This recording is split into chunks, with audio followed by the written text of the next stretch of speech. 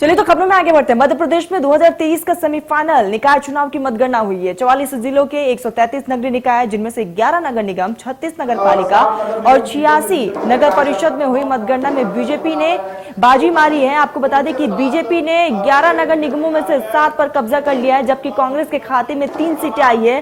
पहले चरण में मतगणना की खास बात यह है कि आम आदमी पार्टी ने जीत से खाता खोला है।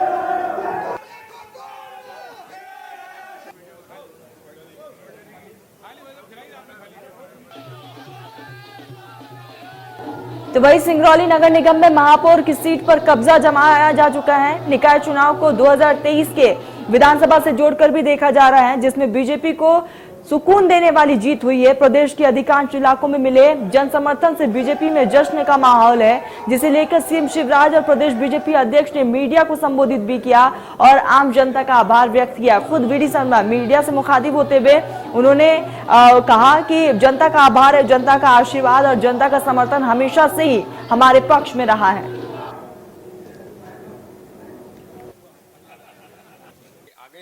लेकिन भारतीय जनता पार्टी को जनता ने प्रचंड बहुमत दिया है।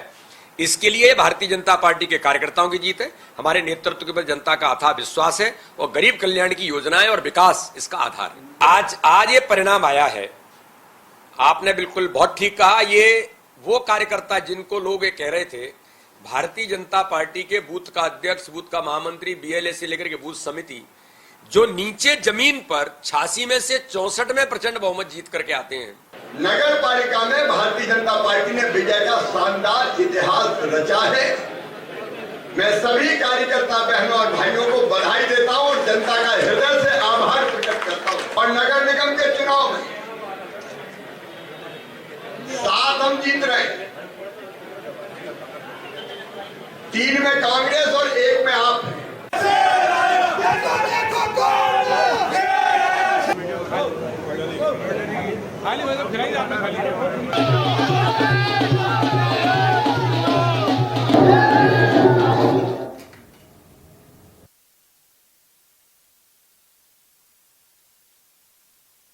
तो कांग्रेस के खाते में 3 सीटें आई है। तो वही अगर बीजेपी की बात कर ली जाए तो 11 में से 7 सीटें बीजेपी के खाते में हैं और एक वक्त हुआ करता था जब बीजेपी के खाते में 11-11 सीटें हुआ करती थी।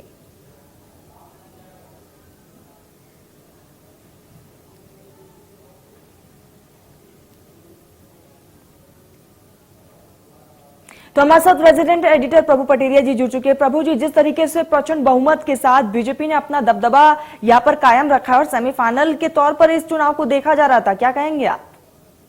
बिल्कुल, ये सेमीफाइनल और एक तरीके है कि जैसा अभी हम वीडी शर्मा को सुन रहे थे कि भारतीय जनता पार्टी जो बूथों तक नीचे अपनी टीम जमाई उसका ड्रेस क्लियर चुनाव के लिहाज से यही टीम 2023 में काम करेगी और जो कमियां होगी उसको बीजेपी दूर करने का प्रयास करेगी। और ये चुनाव कांग्रेस के लिए भी सबक है कि वो भी अपनी टीम को, अपने कार्यकर्ताओं को सक्रिय करे नीचे तक। और एक बड़ी बात है, जिस तरीके से भारतीय जनता पार्टी यहाँ खुशी मना रही है तो खुशी मनाने का उनके पास कारण भी है, क्योंकि तो 31 निकायों के परिणाम आए पहले चरण के, उसमें 98 निकायों में बीजेपी की जीत हुई है।